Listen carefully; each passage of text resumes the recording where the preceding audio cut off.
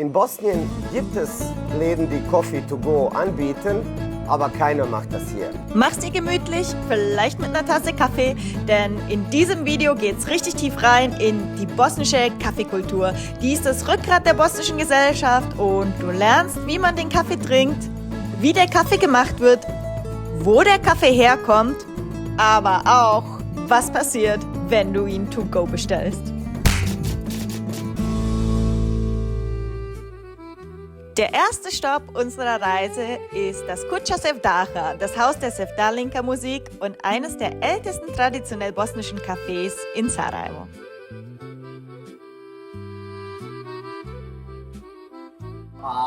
In Bosnien gibt es Läden, die Coffee to go anbieten, aber keiner macht das hier. Bosnische Kaffeetradition ist ganz wichtig. Ich zeige euch jetzt, wie man einen bosnischen Kaffee trinkt. Als erstes haben wir oben hier etwas, was wir Kajmak nennen. Da hat sich eine Schicht gebildet und wir geben in jeden von diesen, das nennt man Filjan, ein bisschen von diesem Kajmak rein. Denn Kaffee ist zum Genießen da und nicht zum auf die Schnelle mit sich zu nehmen. Ich habe hier 3 Filjans, denn ich bin heute nicht alleine natürlich.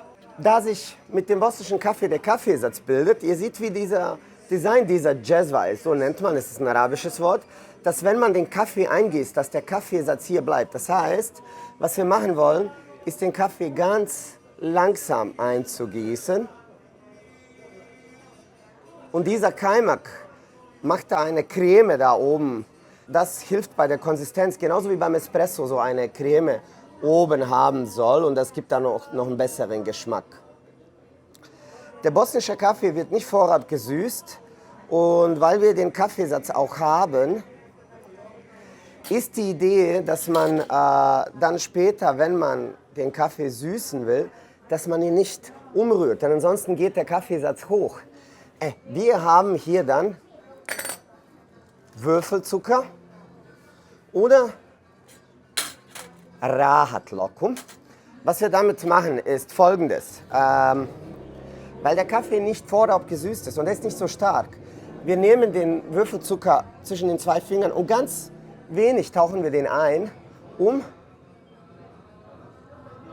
Kaffee zu trinken. Ein bisschen oder davor oder dahinter, wie man es mag.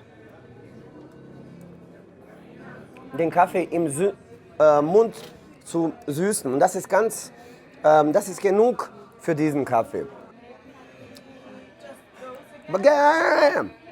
I'm now chafing, Bona.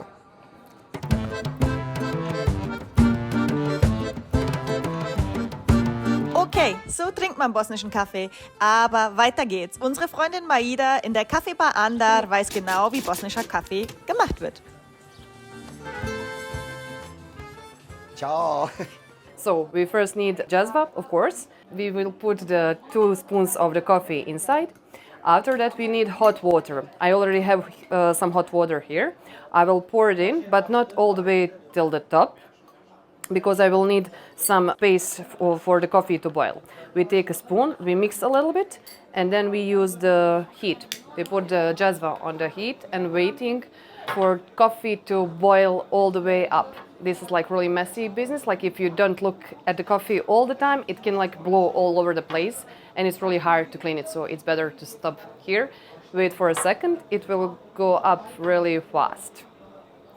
Now it's going up and yeah, that's about it. Then you have to take it off from the heat and wait for a moment because we need the coffee to go all the way down from the start where we begin. And then we will add some more hot water to jezva. So now a lot of people are asking for the Turkish coffee, but basically it's really similar. Coffee is just how we make the Bosnian and Turkish. So it's Turkish people always use the cold water from the beginning, and we don't. We use it hot water from the beginning. Now the coffee went all the way down. Now I will add some hot water all the way to the top. And here, this is Bosnian coffee.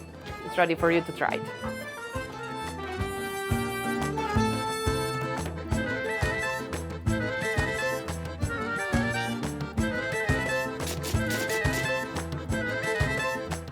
Das erste Kaffeehaus Europas Es war nicht in Wien, es war in Sarajevo. Von Äthiopien nach Jemen in der Stadt Mokka wurde es in der arabischen Welt bekannt gemacht und populär gemacht. Von den Arabern zu den Osmanen, von den Osmanen am Anfang der 1500er in Sarajevo das erste Kaffeehaus Europas. Obwohl es die Osmanen hierher gebracht haben, ist es in der Türkei eher üblich, dass man Tee zu jeder Gelegenheit trinkt. Aber hier ist die Kaffeekultur sehr stark geblieben und heutzutage ist es das Rückgrat der Gesellschaft. Wenn ihr nach Bosnien kommt, ist die Kaffeekultur etwas Besonderes.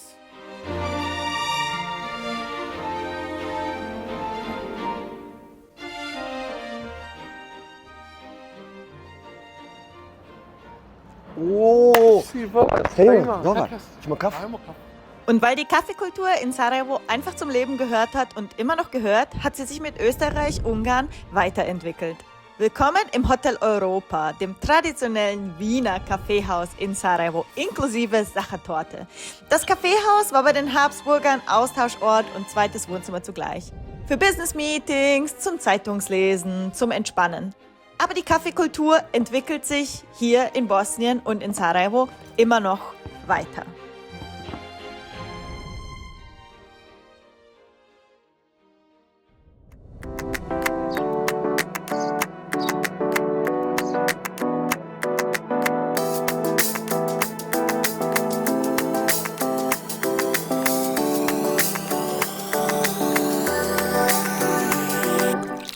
Der erste Kaffeebar Europas ist hier in Sarajevo gewesen und durch die Zeit hat der Kaffee sich evoluiert und ich glaube, du machst das jetzt gerade richtig und du bist auf den neuesten Trend. Kannst du uns über die Kaffeekultur hier erzählen?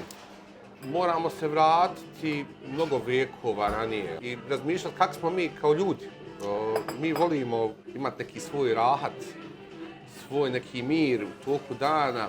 Sad kad dublje razmišljaš o svom tom ritualu, jako je bitno reći da je nama, evo i dan danas, mi imamo obaveze, imamo 1000 nekih stvari porodičnih i poslovnih, ali onaj neka pauza će se naći. Vremena za kafu se mora. Mora se naći. I iz svega toga je izrastao trend čeifa, izrastao je trend rahata i taj sam čif je donekle nama i donio taj naš domaći bosanski ritual ispijanja kafe. I eto ja mislim sad ti mogu reći neko svoje iskustvo dok sam bio mali, brat je bio ovdje.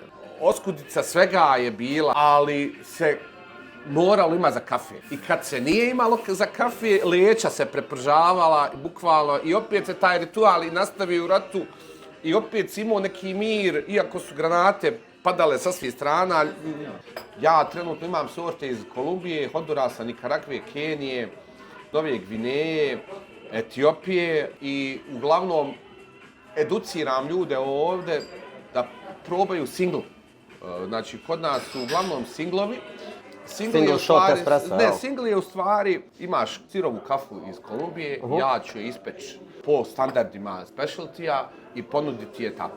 Ta kafa je, imali smo informaciju od ljudi, malo je kiselija, mi volimo reći citrusnija. A zašto je to? Zato što ne prepržimo kafu, nego je u stvari ostavimo, skidamo je iz prženika nakon prvog pucanja. I onda u stvari usep ne prepržimo je, ne izgorimo je i u stvari ona ima još uvijek onaj neki flavor biljke svoje. Mi se trudimo da je okus prirodan. Es ist überall auf der Welt, Coffee to go ist ein großes Ding.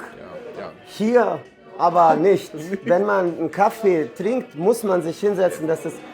Hast du Coffee to go und für wen kaufen das Bosnier oder sind das eher dann Leute von... Općenito ti mogu reći, evo nakon 5 godina, da mi nismo ljudi za kafu za ponijeti.